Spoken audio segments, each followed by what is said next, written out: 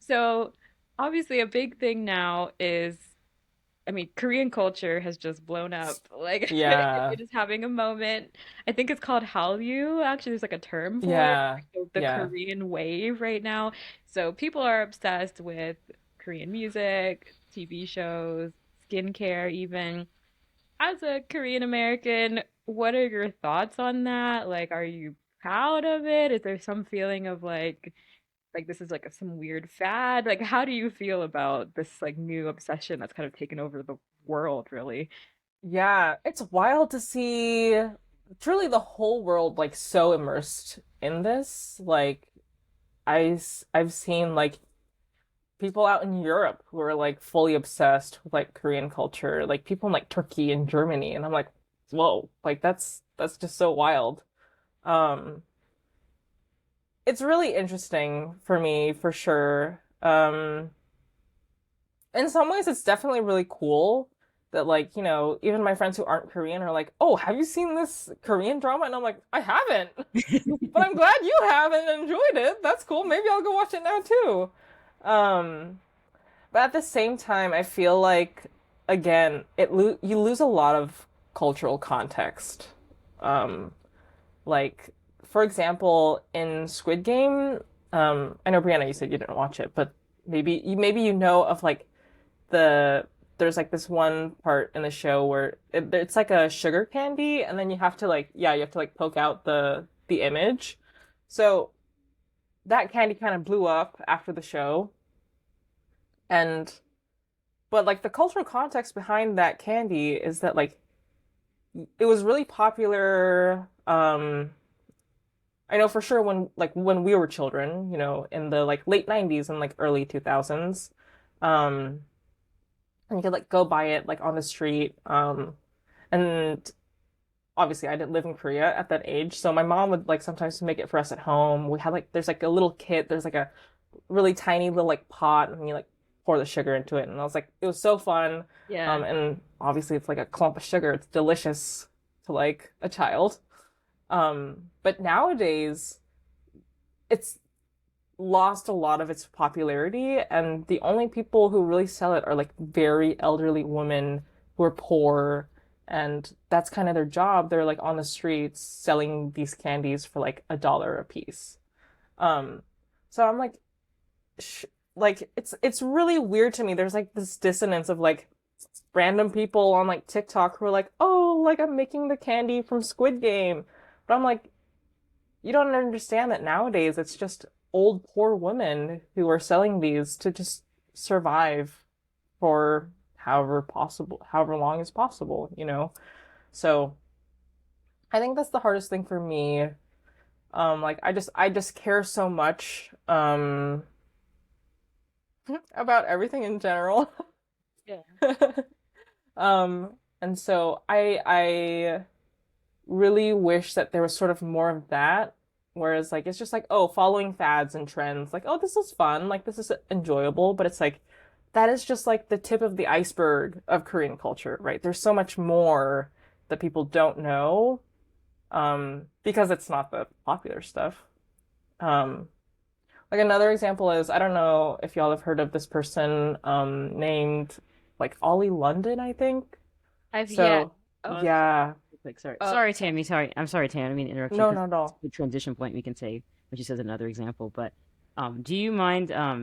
I got notes from the producer that I think the headphones are like potentially rubbing Oh, against something when you move. Just yeah. okay. Okay. I'll Okay. hold it. I think it was just one piece of hair. He was saying that. Yeah, you don't need to hold. Yeah. Yeah, he said it's supposed yeah. Okay, perfect. You know, so yeah, I was Well, just just for yeah, I'd rather hold it. yeah, Yeah. just to be safe, I guess. sorry Yeah. to interrupt you and your No, that's good. Yeah. okay, so she was talking about. I think we can start where you were talking about Yeah, your you other were about to example. say If you remember your train of thought. Yeah. Yes, no, I remember. Yeah, Well, yeah. yeah, sorry about No, no, you're totally fine. snap us back in.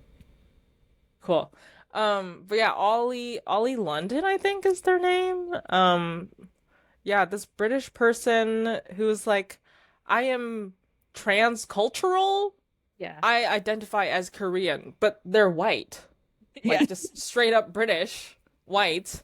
And they're like, I'm transcultural. And Um, they got like I don't even know how many, but like a ton of plastic surgery to look like a specific BTS member. Yeah, but I mean, to be real, they look nothing like him, but they've gotten like so much plastic surgery because of like this weird obsession of like, oh, I'm Korean.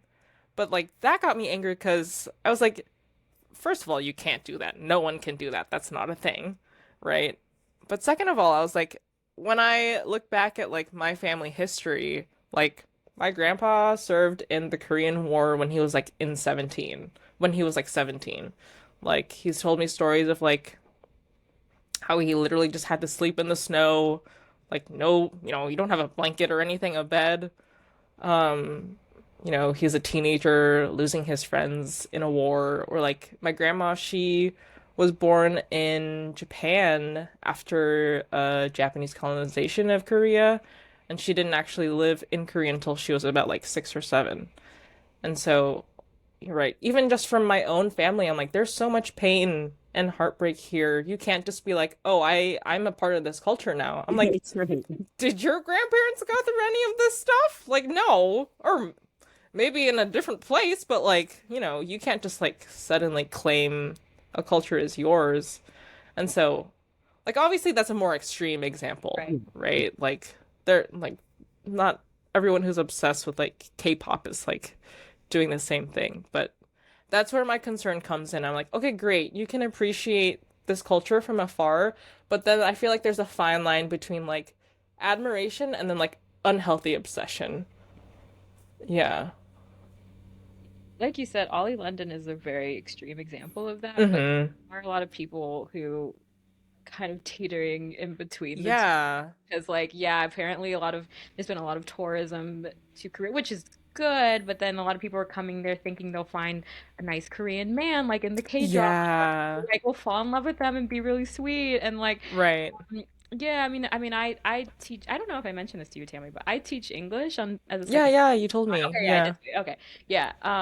And I mean, Korea is a really popular place to teach English for Mm-hmm. especially. And I feel like a Yeah. lot of people just go there because like they have this obsession and they just like want to live there and like Yeah. they'll live out like some K-drama dream. So it's yeah, it's interesting. It's interesting for sure. Yeah. Yeah. But is there anything about Korean culture that you feel like is not represented in those K-dramas and K-pop music and all of that that you wish people did know about? I mean, for one thing, there's, as I mentioned earlier, so Japan colonized Korea in like the early 20th century.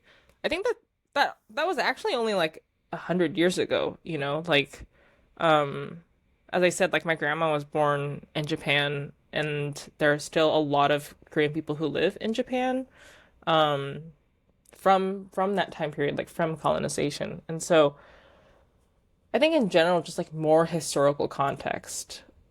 Like even with our parents' generation, like my parents will often tell me about how um Korea was just such a poor nation, even when they were kids or like in their 20s and 30s. Um, just the other day, my mom was cutting a watermelon, and she was like, "Oh yeah, back in the day we used to eat the rind." And she had never told me that before. I know some cultures do use the rind in cooking. I know like in South Asian culture they use the whole watermelon, but she had never told me that before. And she was like, "Yeah, we were just like the whole country was just so poor. Yeah. Like Mm. we ate everything that we could." Or like my dad would be like, "Yeah, I would like go eat frogs. I would like go catch frogs and eat the frogs." Um, and so that kind of thing. Because now I think people see Korea as like, oh my God, it's so wonderful there. There are like so many cool things. They have great music and great TV shows and like great skincare. But it's like we've come so far, right? It wasn't always like a wealthy nation. It wasn't always like unicorns and rainbows.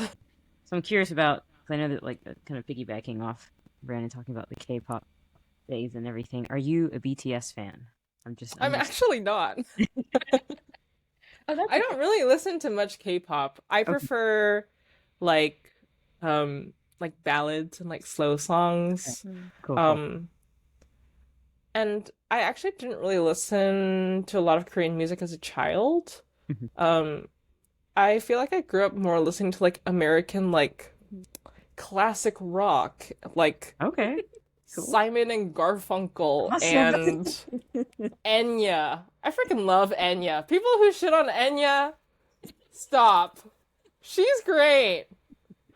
Um, Black but Eyed- that was just because like we listened to this one local radio station that played that kind of music in the car all the time. That was Gotcha. just our default. So I like mostly grew up listening to that, and so um feel like nowadays I just come across random recommendations on I use Apple Music for music streaming.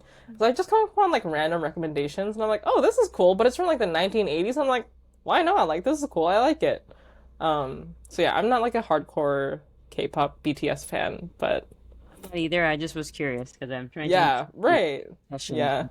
Their skin is flawless. I was like, they're beautiful skin. It's the skincare. Yeah, so jealous.